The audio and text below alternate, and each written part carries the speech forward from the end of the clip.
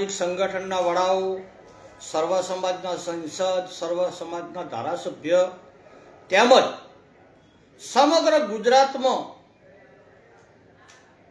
સર્વ સમાજના ચાલતા સામાજિક સંગઠનના વડાઓ સર્વોને મારી નવગણતી ઠાકોરની અપીલ છે કે વર્તમાન સમયની અંદર સમગ્ર ગુજરાતનો માહોલ અરસપરસ સમાજોની સામે વર્ગ વિગ્રહ થાય તેવી સ્થિતિ છે.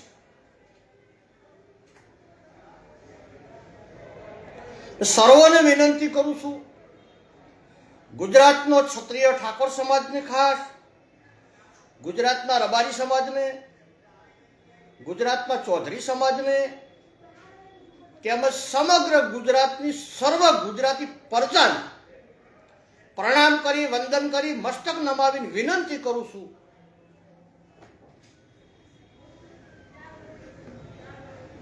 કે કોઈ પણ સમાજ વચ્ચે વૈમન્ય પેદા ના થાય, કોઈ પણ જાતનો વર્ગ વિગ્રહ ન થાય, તેના માટે ફેસબુક, ઇન્સ્ટાગ્રામ, વોટ્સઅપ, ટ્વિટર, કોઈ પણ જગ્યાએ કોઈ પણ સમાજના વિરોધમાં પોસ્ટો ના કરવામાં હાથ જોડીને વિનંતી કરું. જે લોકો પોતાની પબ્લિસિટી માટે, ફોલોવરો વધારવા માટે ઇન્સ્ટાગ્રામ અને ફેસબુકમાં જે ગ્રુપો ચલાવતા હોય છે, એ લોકોને પણ વિનંતી કરું છું કે તમારી ટીઆરપી બદલે અરસપરસ સમાજોમાં ઝઘડો પેદા થાય, કોઈ સમાજને મન દુઃખ થાય, કોઈના વિરોધમાં કોઈ પોસ્ટ ના કરો તેવી વિનંતી કરું. ખાસ વિનંતી કરું છું ગુજરાતના રબારી સમાજને, ખાસ વિનંતી કરું છું ગુજરાતના ચૌધરી સમાજને, ખાસ વિનંતી કરું છું ગુજરાતના ક્ષત્રિય ઠાકોર સમાજને, ના વડીલોને ને આગેવાનો,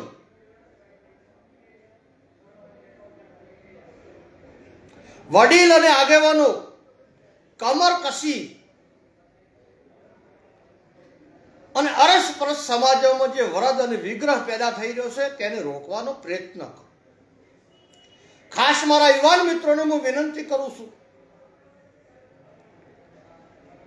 કે કોઈ પણ જાતના વિડિયા, રીલ, કોઈ સમાજની લાગણી દુભાય એવી પોસ્ટો ના કરો.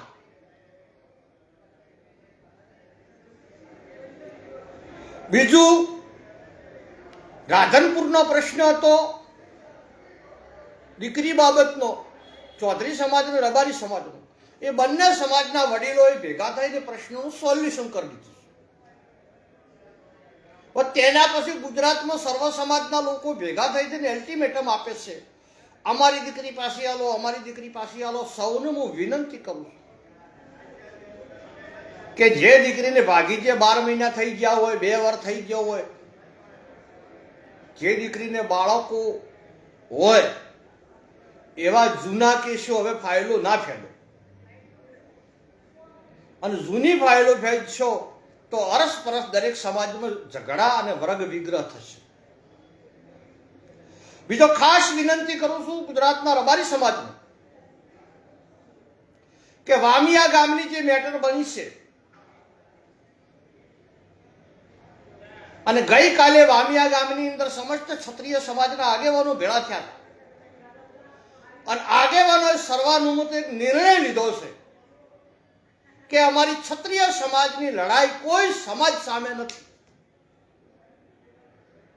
ગુજરાતના કોઈ ધર્મ સાથે નથી, ગુજરાતની કોઈ જાતિ સાથે નથી. અમારી માગણી, અમારી માંગ ભારત દેશના બંધારણનું ઉલ્લંઘન થયું છે, એટલે ગુજરાતમાં બંધારણ મુજબ કામ થવું જોઈએ, એ માગણી છે.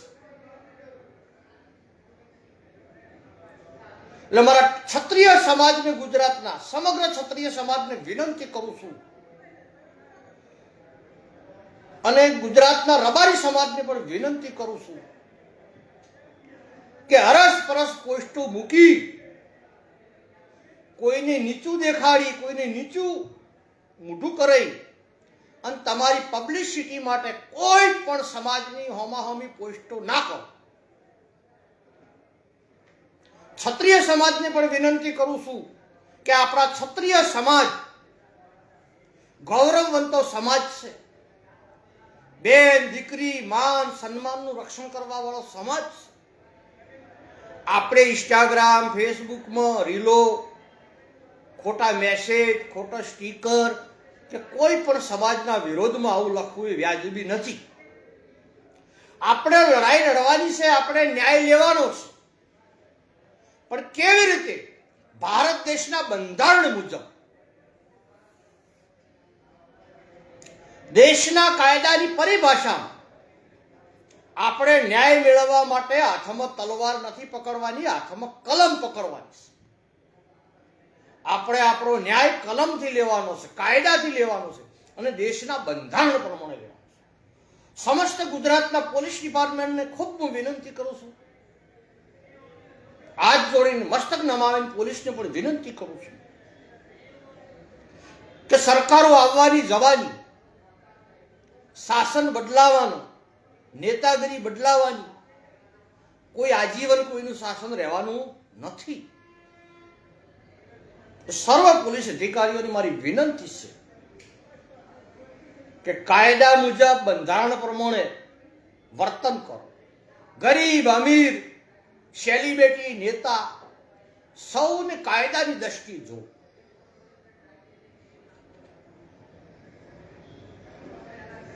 અને બંધારણમાં જે કલમો લખેલી છે તેનું પાલન કરો.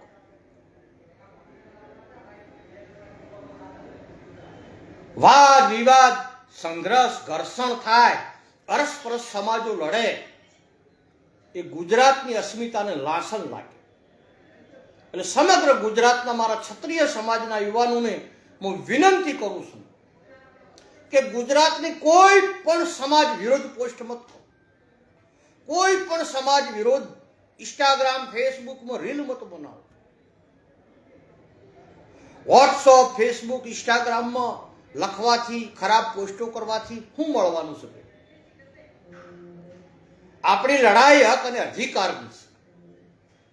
ભારત દેશના બંધારણ પ્રમાણે છે. કાયદાનું પાલન કરીને આપણે માગણી આપણી મંજૂર કરાવવાની છે. ગુજરાતની સંપત્તિ, દેશની સંપત્તિ, રાષ્ટ્રની સંપત્તિ છે. આપણે ભારત માતાના સંતાન છે. આપણે ભારતીય છીએ તો આપણે આપણા દેશનો કાયદો પાળવો જોઈએ.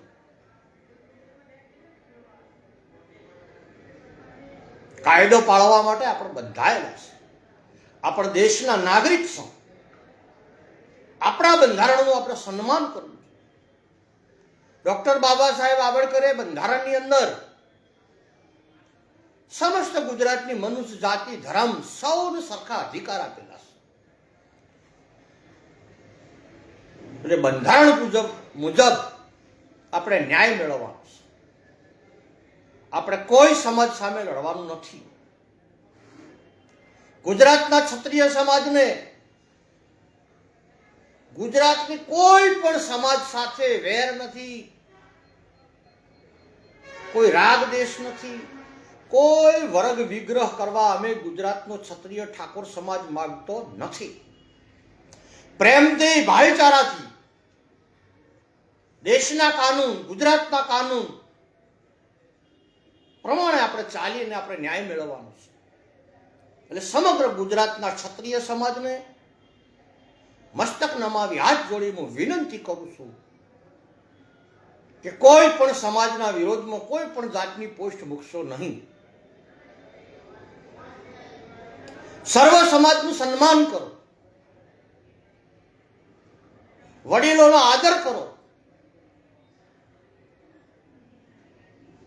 દેશના બંધારણનું પાલન કરો, ગુજરાત સરકારના કાયદાનું પાલન કરો. આપણું અભિયાન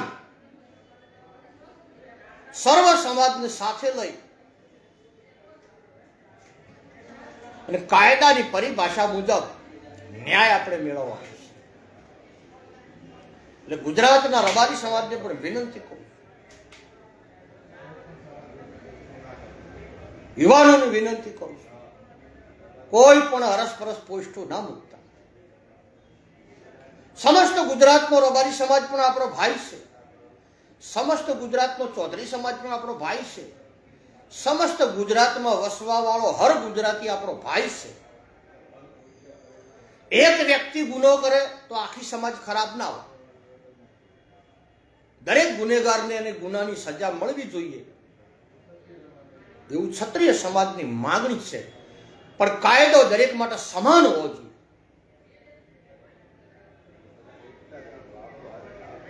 કાયદામાં કોઈ ભેદભાવ હોવો જોઈએ નહીં. આપણી માંગણી, આપણી લાગણી આ ભેદભાવ ભરી નીતિની સામે છે, કોઈ વ્યક્તિની સામે નથી. એટલે સમગ્ર ગુજરાતના મારા ક્ષત્રિય ઠાકોર સમાજને હું વિનંતી કરું છું, કોઈ પણ સમાજની લાગણી દુભાવી પોસ્ટ કરતા ને સમગ્ર ગુજરાતની પ્રજા સાથે આપણે સમન્વય ભાઈચારાથી અરસપરસ હળી મળીને વિકાસની વાત, શિક્ષણની વાત, સમરસતાની વાત કરવાની છે. આપણું અભિયાન, આપણી લડાઈ બંધારણના રક્ષણ માટે છે.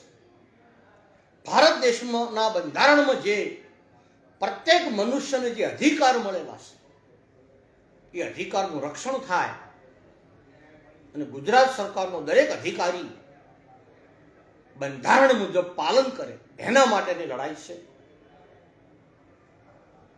આપ સૌ ફરીવાર મારા ક્ષત્રિય સમાજને મસ્તક નમાવી હાથ જોડી હું વિનંતી કરું છું,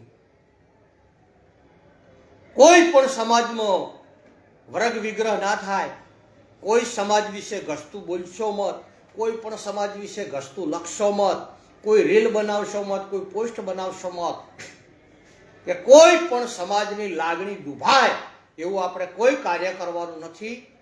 આપણા હક અને અધિકાર માટે આપણે લડવાનું છે, પણ ગાંધી ચિંધ્યા માર્ગે ડોક્ટર બાબા સાહેબના બંધારણ મુજબ, દેશના કાયદા મુજબ અને ગુજરાત સરકારના કાયદા મુજબ આપણે આપણી લડાઈ લડવાની છે. આપણી લડાઈ કલમથી લડવાની છે. આપણી લડાઈ પૂજ્ય ગાંધી બાપુના સિદ્ધાંતોના આધારે લડવાની છે. આપણે કોઈ પણ સમાજનું અહિત કરી કોઈ પણ રાષ્ટ્રીય સંપત્તિનું નુકસાન ના થાય, કોઈ વ્યક્તિનું નુકસાન ના થાય, કોઈની પર્સનલ મિલકતનું નુકસાન ના થાય, તે રીતે સમસ્ત ક્ષત્રિય સમાજ એક થઈ સમરસ થઈ શિક્ષણ, સામાજિક સમરસતા કેળવી અને દીકરા અને દીકરીઓમાં 100% શિક્ષણ લાવે એવી મારી પ્રાર્થના છે. આપ સૌને મારી આગ્રહ ભરી વિનંતી છે કે મારી વિચારધારા, મારા શબ્દો ગુજરાતના હર નાગરિક સુધી મોકલી આપજો. તમે પોતે સાંભળજો, તમારા મિત્રોને પણ શેર કરજો એ વિનંતી કરું છું. આવો આપણે સૌ સાથે મળી અને ગુજરાતમાં સમરસતાના વાવેતર કરી 100% શિક્ષણ લાવીએ અને બંધારણના હકોનું જતન કરીએ, બંધારણનું પાલન કરીએ, કાયદાનું પાલન કરીએ અને કાયદામાં જે લખેલા છે